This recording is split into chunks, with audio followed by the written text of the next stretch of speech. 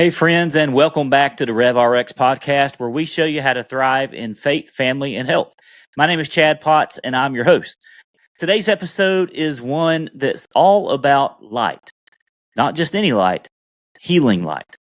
I'm joined by John Graham Harper, founder of Lumaflex and pioneer in red light therapy. Maybe you've heard of red light therapy. It seems to be kind of a buzz topic these days, but we're going to go deep into the science today.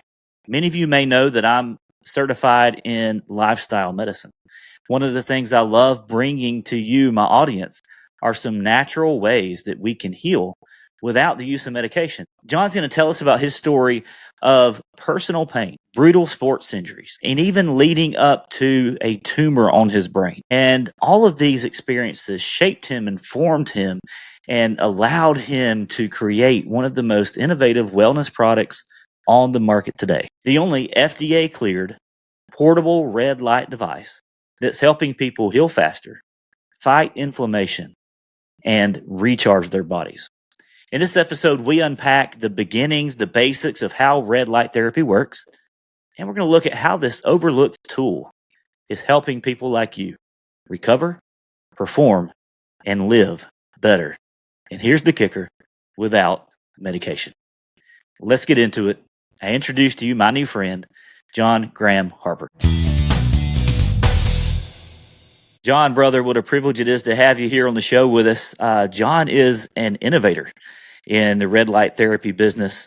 Been so excited about having this conversation. I'm a big advocate of red light therapy, and I can't wait to dive into that. But man, John, introduce us to you. You have quite a fascinating background. I'd love to get to know you a little better. Thank you so much. I appreciate the introduction. And of course, I'm a light therapy enthusiast first and foremost. And then I run a company, Lumaflex, which is a portable red light therapy product. I wanted to focus more on a portable device that creates consistency of use to where it can be in different environments, like in somebody's handbag, in somebody's backpack, whether they're going out, or they're traveling, they're on a plane, or you're taking your kids to soccer practice, or you're going to the office. I kind of wanted a device that could go into all environments, because where we get benefit of red light therapy is consistently using it. Very cool. Well, your background is unique, and it's one of the things that I like about you is that you're not just the traditional businessman. You are really a product of this whole concept of adversity breeds innovation. From what I know about you, you're a big rugby player. You have a history in boxing, CrossFit, bodybuilding, and you've experienced some injuries over the years, right? That kind of led you to this aha moment of, hey, we need something better than what's currently on the market. Can you walk us through that step a little bit? Just kind of your background and how that led to the innovation of the product that we know today as Lumaflex. Yeah, it's started when I was a competitive athlete, as well as pursuing a career in fitness. I kind of wanted to practice what I preach, and I guess it's good for you if you're, I was opening up gyms, I was doing personal training, I was doing TV stuff where, I would do workouts and stuff. This is like before Instagram was like the main medium. Sure. So I kind of wanted to be not just a fitness guy, but also an active competitor that people would look up to, and you could kind of get more sales. You can get more classes, you can get more memberships. But I think just in my nature of how I kind of entered, going from a young teen, doing his schooling into my career, I kind of went in very aggressively, and I wasn't really. I was a yes man. I was someone that would just sort of run through a wall and figure out how to make it work, as I was going. And I think that mentality, it was pretty hard on my body, because when I was playing rugby, I busted both my shoulders, and a big injury was my left knee. Yeah. During rugby, which to this day is still the injury that I think traumatized me the most, because when you have any kind of leg injuries, you can't really walk, you can't. Just walking, moving, you're less functional. Sure. You're less agile, less versatile, and it's kind of a very depressing thing. I remember being in a seated position would always really hurt because the knee would the inflammation would sort of tense up, and I would have to I would get this deep cream, something that you'd buy in Walgreens, this heat cream, and I would be massaging my knee throughout the day just to be able to keep the pain down. And I remember stopping rugby, getting into amateur boxing. Boxing still very much is my passion. I love boxing. I actually just here I found a place to do a boxing class, and that's nice. What I was doing before I jumped on the call. I was getting stuck in again. It feels good. You start to you get that idea you're going to be a heavyweight champion. It's something that kind of really fuels me. But get into rhythm. Yeah. You get into this zone, and suddenly the world just sort of disappears. All your problems disappear, and you just that's kind of my happy place. But after 4 years of boxing, I started to get severe headaches, and my girlfriend at the time, who's now my wife, pushed me to do a scan to sort of get a full check of what was going on. And they found a tumor in my head, which is about the size of my thumb. Wow. And it was a big, scary moment. I remember, you see this in movies, right? You see these movies where the plot of the movie, the guy has cancer, or the guy has 6 weeks to live, it because you're watching a movie, but you always are waiting for that time when the actor finds out and the reaction on their face. It's a part of being a good actor, or creating good cinematography, because it's a pivotal moment that every human being relates to, is when we get the news, right? And I remember hearing that, and I remember thinking whoa, that is, it shifted my paradigm from this thinking I was all powerful, all strong, I could figure anything out. And even to this day, even when I was boxing just now, I remember I was don't. I always have to tell myself, don't get ahead of yourself. There's, you're starting to cramp up, or you're gonna, this is gonna affect you tomorrow, or things like this. I still have to practice slowing myself down, because I can. Sometimes when I'm going, I'm I'll do this until I drop, kind of thing, do or die, But that's when you hear that news, you kind of wow, I'm just a fragile human being that can easily break.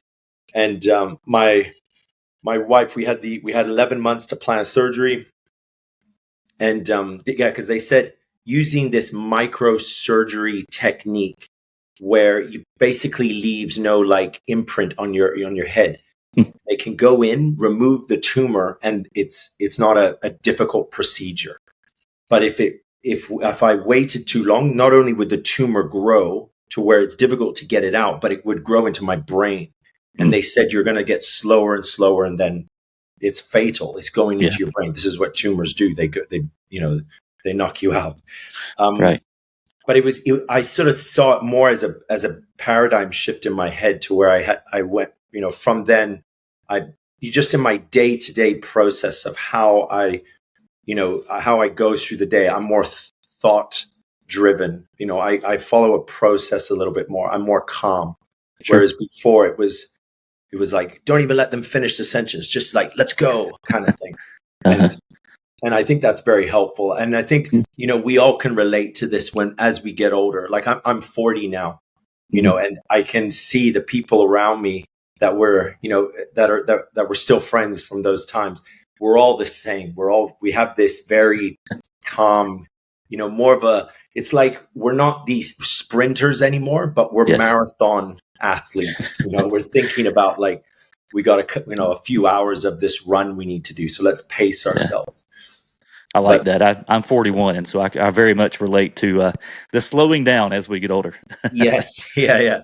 Being more processed, right? Be more don't be so, what's the word? Don't be, it's this aggressive, spontaneous. It can be good at times. It can be, magic can happen, creativity or new ideas, but usually a slow and steady way of behaving in work, in relationships, and in your day-to-day usually is a better way to run a race. Methodical.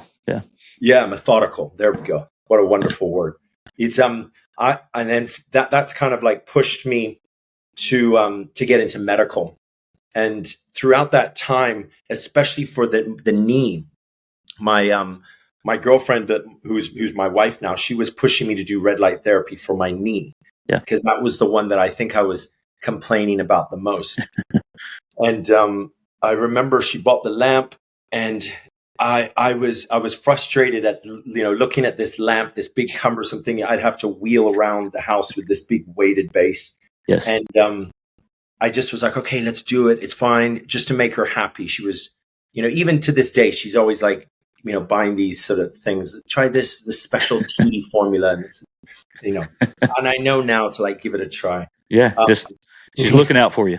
Yeah, that's right. And I remember she would say 20 minutes every night. 20 minutes every night before bed. So I would aim the bulb on my knee, and this bulb, because it wasn't LED technology, it was the bulb itself would get very hot. The heat from this thing was dangerously hot.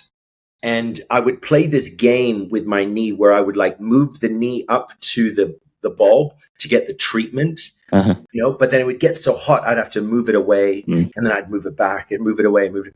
And I did this little dance with my knee, I remember. And I remember sweating because it was so hot, this bulb. It was like having a little campfire in the room. But after a week, the knee completely stopped hurting. Wow. And even to this day, and when I'm doing heavy squats, or if I ever run or anything, I've never had an issue with it, because after that first week of using it, I didn't have the pain. And the second week, I stopped doing this aim at the pain targeted treatment.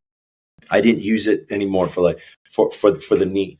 So that was sort of was very interesting, because when you're an athlete, or at least you think you're going to be an athlete like me, like I'm going to be a professional fighter. You're always looking for a hack, right? Any little competitive edge. To get a little edge. And you're in a community of guys that are all sort of sharing ideas. What's your nutrition plan, or how do you have your workout, your pre-workout, or how do you have your post-workout meal? Have you tried this supplement? Have you tried this? We're always talking about this. And I got into that because that was sort of my nature, to find little hacks to get an edge. But I went down the rabbit hole of light therapy, and it's actually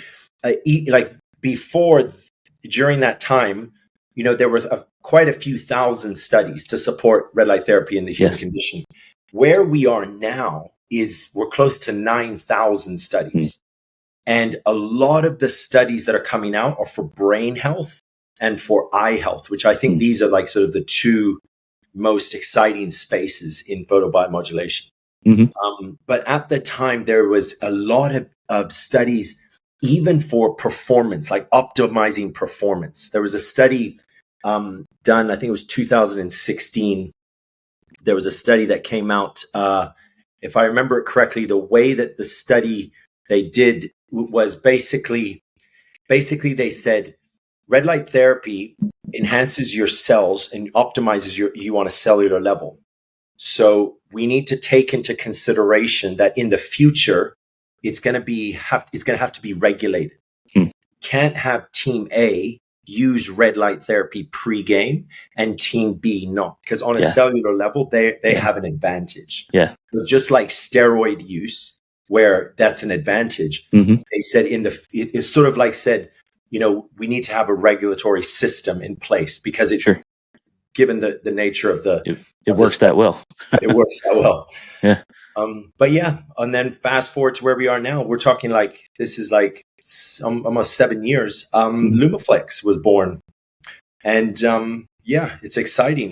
When you're in photobiomodulation and you're kind of at the cutting edge of the product development side, and I travel around a lot and I meet a lot of wonderful scientists and doctors, and some of them are in the little nooks and crannies of the earth, like they're hiding away in these like places in Europe, like Finland and Amsterdam. There's some of these really, really amazing places where they're doing amazing work that kind of is very jaw-dropping. And all of this when you're in part of this network, it's very exciting because you can see the benefits of what red light therapy can do. It's going to change the world. It's going to completely change how we see health, how we see rehabilitation, how we see medicine. It's it's exciting times for red light therapy right now. Yeah, I'm a big proponent of it. I actually have a red light, not one of the old school lamps, but maybe the next version over. I have one on my wall, and Nice. And I use it. I don't use it maybe like I should, because you're right. It's the repetitive use that's really most beneficial. But that said, I'm a pharmacist. My day job, I'm a pharmacist, and I'm always looking for non-medication ways to, yes, heal, rehabilitate, or just really optimize their bodies. And Yes. the jury is out. Like, you're right. There are coming close to 10,000 clinical trials that show the various ways that red light therapy is beneficial. So it's not debatable anymore at this point. Red light therapy is very advantageous for the human body. And getting into the nuances, different areas of the body, or maybe see a greater emphasis on that. But I wanted to ask you, for our listeners that may not be familiar with red light therapy, can you give us kind of a broad overview of some of the benefits that we see with red light therapy, maybe even the difference between red light and infrared, those differences, and then let's just kind of look at it from the surface level. Why is red therapy beneficial? What can it help? Yeah. All of these questions I had when I was first starting my red light therapy journey, and where, the scientists that I've kind of developed relationships with in this whole journey are the ones that are the best at packaging, the information. And I get excited about that, because the best thing about where I see the greatest expression of intelligence, like someone who's really intelligent, is someone who's able to transfer their intelligence down, to pass it on to the next generation. That's to me is like the greatest. That makes you a genius, right? And because when you're able to pass it down, that person, not only can they implement it right away, but they're also able to tell their friends and pass the knowledge down. And I remember asking, so tell me about this, explain this to me. Imagine I'm a 5-year-old. Go. Right. And there's what really excited me was what the way it was first explained to me was about the sun. Right? It's red light therapy is not made in a laboratory or something that some modern Einsteins got together and tinkered away, and it's like it's something man-made. It's from the sun. It's available to us outside at all times of the day, and it's good to remember that, because a lot of people say, "Oh, is there a danger to it?" Or can this happen? What should I be aware of? Are there concerns? And just the same as going outside and accessing real sunlight, there's no concerns. It's the same with red light therapy. It's virtually zero known negative side effects, unless you have a skin condition that you have a bad reaction to light. Right. But the people that have that condition usually are aware of it, and they're cautious of it, and they take, they take sort of precautions. Sure. So it's from the sun. Red and infrared light is available. The best time is at sunrise and sunset. If you live where I used to live, I tried to quote unquote retire in Thailand, and I would have this beautiful view of a sunrise, and then when the sunset would come, we would drive down to the other side of the island. We were on Koh Samui, me and the wife, and we drive down to see the sunset. And some of these sunsets and sunrises, you were just like, "Is this real? Like, is this like it looked like this? It can't be real. Like, it looks so beautiful." Wow. And that's pure red and infrared light. Throughout the day, the UV light comes into play, and that's not necessarily good for our bodies, depending on your skin, how much melanin is in your skin. Sure. And the difference between red and infrared light basically is just the depth at which it goes into the body. Yeah. So red light is about 1 inch. Infrared light can go up to about 4 inches or more. And then on the the red and infrared light, this reacts to your body's mitochondria, activates your body's mitochondria, and allows your cells to do what they're supposed to do. It gives the same way you plug your phone in to charge it when the battery's running out.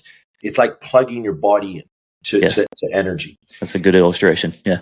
Yeah, because a lot of people will ask, like, can red light therapy help this condition? They'll name a specific condition. Can it help this? And they'll name these certain conditions. And I say, think about it as a cellular level. Yeah. What I hear you asking is the same thing as if you were asking about your phone. Will this phone be able to use this app, or can use this app? You need to plug. As long as it has energy, all the apps are working. Yes. Right. That's kind of how the best way I want people to communicate it down. It's on a cellular level. We're looking at, increased ATP, enhanced blood circulation, and reduction in inflammation. When you give energy to the cell, you're giving blood circulation to the cell. When you're enhancing blood circulation, that your inflammation turns off. So, and then far infrared on the, further down, that reacts to your body's water, the water in your body. And that's very helpful when you have those saunas. Yes. You see these saunas and they say like infrared sauna. Usually they have far infrared, and that's very, very good for your lungs. That's very good for your longevity. It's not necessarily for treatment. It depends on the device and what's inside the sauna, but you get a lot of benefit from what is available for far infrared. But where we deal with in Lumaflex is just red and infrared. Yeah. And but yeah, that's kind of how it was explained to me. I even remember the day very well. I was like, "Oh, wow, John, you've been hitting the head, but obviously you still have a few flies up there. Well done." I would say the light bulb came on, but yes. Literally, yes. And I love every bit of that, because here's what we're discovering. It seems like in the medical world that a lot, and there's been books that are written. Our current nominee for Surgeon General, she wrote a book, and it's one that talks about how a lot of our problems come down to the mitochondria in our body. And so, of course, we all remember from middle school biology, the mitochondria is the powerhouse of the cell. That's how you get your energy. But the food that we eat, especially over here in America, the food that we eat, the standard American diet, which I say is abbreviated SAD, SAD. That's the program. And things like sedentary lifestyles. That we, this modern world we live in, we're not getting sunlight exposure like we used to. Yes.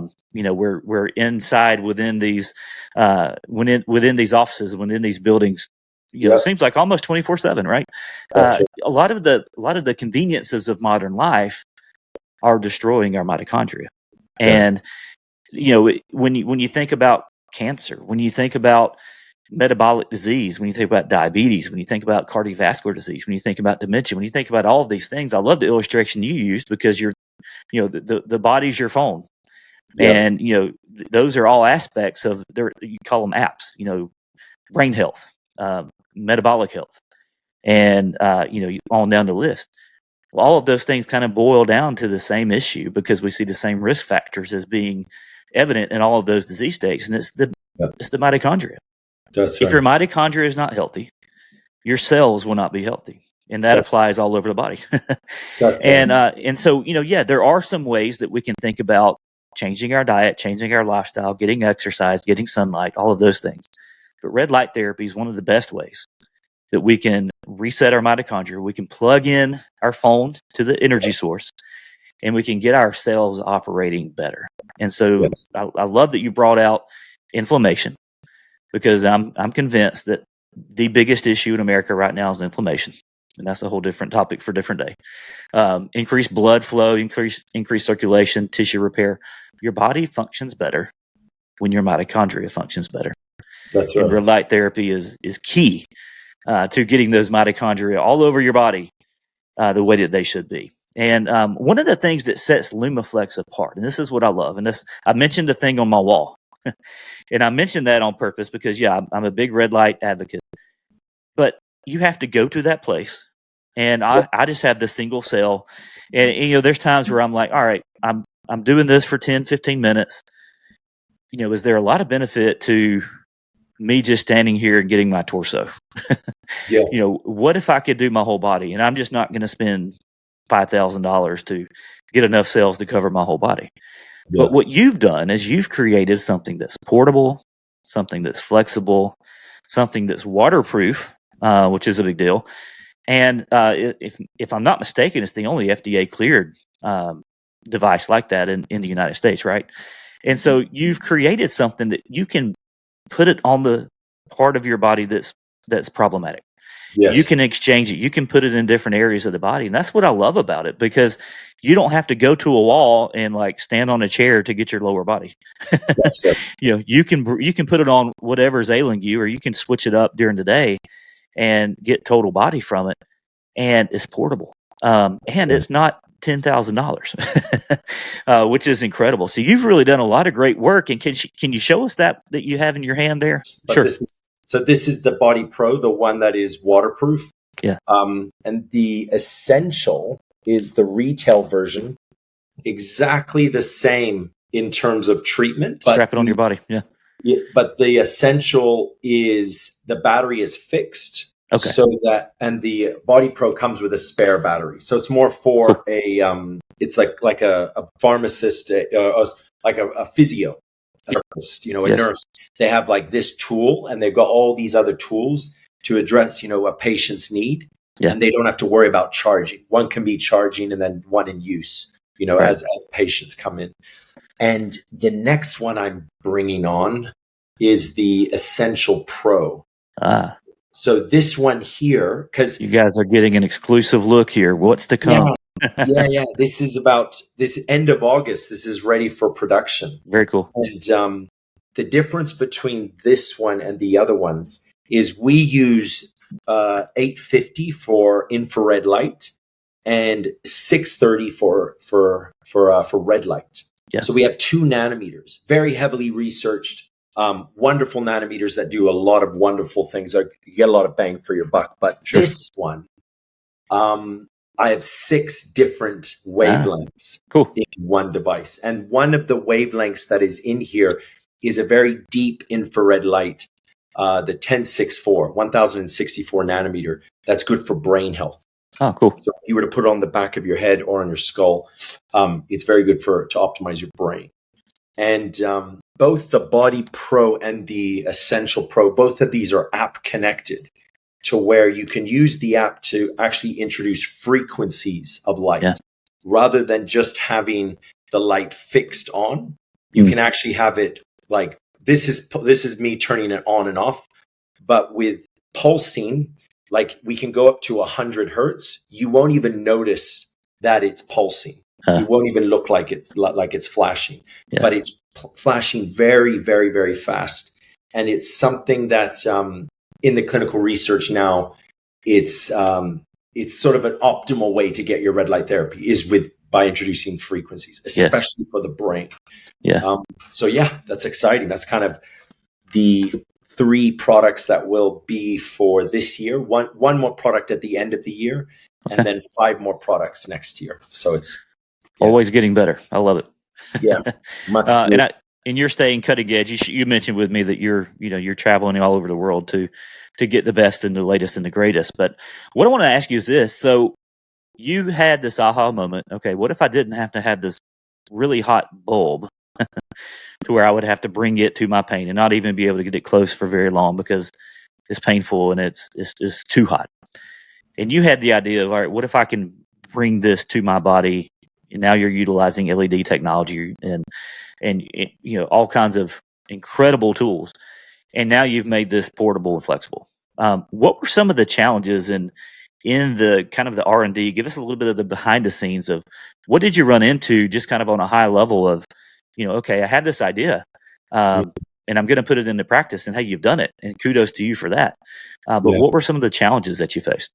Yeah, it's funny that challenges, throughout, it's something that I had with those injuries and some other setbacks, with my other previous businesses. I wasn't one of those guys that just sort of, skipped along in his career. Like I had a lot of, God definitely brought me down to my knees many a time. But it was healthy because it teaches you resilience, and you develop a relationship with challenges, and you start to understand that challenges are kind of like, that's part of the human experience. And not only do you have to accept it, it's in our DNA to actually want the challenges. If you're honest with yourself, it is in us to want to overcome, to create, to build, to struggle, because we like the outcome of what happens when we solve the problem or we overcome the obstacle. That's right. So I remember early challenges that seemed so big during that development stage. And I look at them now and I'm like, come on, that was a walk in the park, man. Yeah. What were you complaining about? But I remember at the time, though, yes, at the time, I was crying like a little baby. But I remember this actual size, the size of the Lumaflex is something I'm quite proud of, because portability was a very important thing to me, where because coming from a fitness background, like I would have clients that were like, I want to be healthy. I want to, lose weight. I want to see my kids go to college. You have, all these aspirations. And you're always thinking like, I feel like I'm a doctor. I'm giving you a prescription. Mm-hmm. But most of the time, the prescription boiled down to its essence is just consistency. Yeah. It's just like, what are the things that if you do this, I promise you by this same time next year, you're going to win. Like you'll be fine. Just do these little things. So sort of consistency has always been in my head as like as a key factor in success. So creating a portable device to generate that consistency in all of the different people that would buy a Lumaflex was very important. But also the number one pain that plagues America right now is the lower back pain. Yes. Right. More people get onto a prescription or start going down a pharmaceutical route or even surgery. Yeah. Just because of a lower back. That's kind of, this classic, my back. It's kind of it's a thing it's part of that Western culture almost, right? And I see it every day. We've got the opioid crisis, and that's right. It's a terrible issue, and it's not one. And I'm going to say this from a pharmacist perspective, it's not one that pharmaceuticals can fix. Yes, that's right. They can Band-Aid, but it's not going to fix it. Yeah, and that goes down to like your posture, your habits. It goes into all those things. Yes, that usually a coach, will support you with. But from my side, I'm like creating advice. I want to support the lower back. So we need a large enough surface area to address this number one pain, to where people can put it on their back, right? This little movement we always do. Oh, my back, oh, my back's killing me, honey. Oh, Marge, get me something for my back. Having a device that you can slip, behind your back and address that pain, but not be too big to where we lose portability. That took about 3 months to get that size, to settle on this one size. Yeah, wow. So we're also thinking about like wrapping the hands, shoulder, the knee, the calf muscle, the feet. But then the size is kind of always, oh, it's too big. Oh, it's way too small. It's way too. We're always sort of messing around, with the size. But I remember this challenge was quite. I mean, now that I think about it, like I said, it was fun. It's like, come on, that was I should have relished that development stage. I shouldn't have been so tense and we're never going to get it right. But that was a fun part of the development stage. It was just simply the size. But now it's like, it's everything. It's manufacturing. It's dealing with components, suppliers. It's dealing with staffing, hiring, motivating staff. Sharing the vision, selling. Actually, selling is kind of very much in my nature. And I've always, because from personal training, you learn to deal with so many different kinds of people. Yeah. So you're able to turn on really hard, like be a drill sergeant, and then sort of come back and be a different character for be a bit more of a yogi, to another person. So that's good with sales, but I have to use that to in-house for the team. We've got Miami, we've got Europe, we have China, we have these bases where I can't be in every office all the time. So it's kind of instilling that fire of motivation and being like, I'll be back. I'm going to motivate you, and I want you to hold on to it until I get back again. So, Well, and that reminds me, the entrepreneurial journey is one that's full of challenges, but you're so right. We have to embrace those. Challenges aren't something to be avoided. And I think, especially us in our Western world, we want to be comfortable all the time. And, realizing that shapes us and that molds us into the person we are. And if it wasn't, I'm a pastor as well. And so one of the things that comes to mind is the verse out of Proverbs that says, as iron sharpens iron, so one man sharpens another. Yes. And I think hardships and adversity, that's kind of the same way. You sharpen yourself against some of these things, and it makes you a better person. It makes you into the best version of yourself. Yes. And I love you sharing about how that's just part of the human experience. Failure is not really failure. Failure is just part of the success journey. And so thinking about the product that you have, which is such a successful product, first of its kind, and all of these fantastic resources that are coming out from this, you've got all these products in line, but it didn't just happen overnight. It happened through a journey of a series of ups and downs and challenges and adversity. And I just want to encourage those out there that may be going through the same thing. Hey, you may have a fantastic idea that's going to change lives. And John, you're one that I can look to and say, that's very much the case with you. But that doesn't mean it's going to be easy. So embrace those challenges, embrace those hardships, because they will make you into the person that you need to be down the road in order to make it happen. So that's right. Well, let me kind of wrap up this way, man. This has been fun. I've loved hearing about your story and about your product and about red light therapy. I can geek out on this all day, but where do you see red light therapy technology in the future? You're an innovator in this field. You've got some products lined out, so I'm not telling you to, we're not stealing your ideas here, but where do you see red light therapy in 5 years? In 5 years' time, definitely the modern world, every household will at least have 3 products. Awesome. Like there'll be for different use cases. For beauty, light therapy is very prominent in beauty. I would even say like 90% of the industry of light therapy is beauty. There's like thousands and thousands of mask brands out there. Yeah. It's good for the skin. Yeah. Yeah. Great for the skin.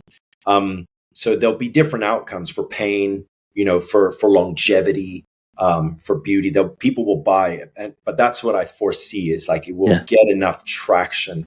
And part of the traction will be people in need and want a solution. Like what we really want to push for is not using pharmaceuticals, but using natural healing. Yeah. And then the other side will come because it's a trend, because it's marketed well. That there'll be sort of that trendiness, and then the people that come in and are like, no, this is gold. This is a science-backed treatment. Like you need to get on this. So it's extremely exciting. I really like that because you're right. Accessibility, and you've helped tremendously with Lumaflex and getting this into more homes. You don't have to have a whole wall devoted to all of these panels anymore. You can put it in your backpack and take it with you. Accessibility is a big thing. I think cost is a big thing, and we're starting to see some. We're looking at a few $100s instead of a few $1,000s a few years ago. And I think you're right. There needs to be this trendiness, but in order for a trend to stick around, it needs to work. That's it. And that's really where I see red light therapies being different than a lot of these other trends. Some of the trends, everybody's doing it. It looks cool. Everybody's talking about it, but there's so much science to back this up that it's a no-brainer. And I'd love to see it in the home of every American, every person around the world, because it works. It resets your mitochondria. It helps you function at a higher level. It helps you heal. It helps you live longer, and it helps you live better. And I love what you're doing, brother. Can you tell us where to find Lumaflex and where to find you? How can we enter into your world? Lumaflex.com is the site. If you want access to our Lumaflex Academy, anybody listening, you're like, all right, I've heard enough about this red light therapy stuff. Where do I start? You can start with our Lumaflex Academy. So anyone who's listening, if you want access into our academy, you'll view all of the courses that we've got. The first course is the foundations course. Yes. And this course is a 0 to hero in red light therapy. Mm-hmm. After you do this, you know pretty much everything. Specific courses are coming for like pet health. We had a lot of demand for equine care. Like we have race horses in Poland that use Lumaflex and they win races. That's cool. No joke. So I got inspired to like build a course about equine care. There'll be another course specifically for chiropractors, but that foundations course, anybody who's listening who wants access, if you DM me on Instagram, all I need is your email and I upload you and you get access. And Awesome. you'll have access, for as long as we're around. Well, which is hopefully a long, long time. So Yeah. I'll put the links to your Instagram. I'll also put the links to your website in the show notes as well. But John, man, thanks so much. You're making a difference in this world. I'm encouraged by you, by the products that you're creating, by the ever growing the ever growing body of evidence that's coming out in support of red light therapy. So thanks for taking that science and making it accessible to all of us. Thank you. You are changing the world one light bulb at a time, my friend. I love that. Yes, sir. Let's do it. All right. Thanks, John. Appreciate you. Thank you for listening to the Rev Rx Podcast. We hope you enjoyed what you heard today, and if so, we'd love it if you would hit that subscribe button so that you'll never miss a new episode from us. Also, feel free to leave us reviews and comments, as we'd love to hear from you. Be blessed and be the very best you.